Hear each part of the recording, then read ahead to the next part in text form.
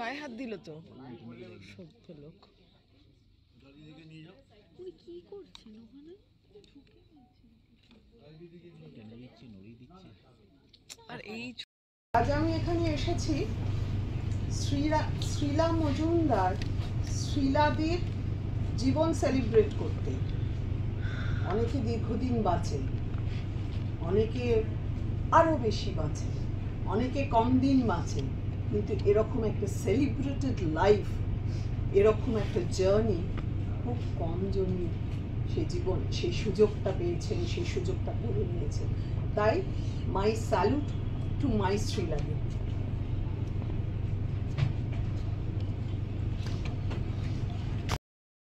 উনি করতে করতে একদিন হঠাৎ করে চলে গেলেন। উনি কখনো ভাবেননি যে উনি চলে যাবেন।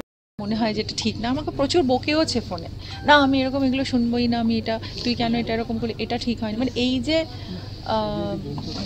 মানে দিদিকে আর বোনের এই যে আদর ভালোবাসা বকুনি, এই যে শিখিয়ে দেওয়া বা বলে দেওয়া এটা যে এভাবে করিস ভালো হয়, এই তো এইটা বলার আর কেউ থাকলো না আর কি।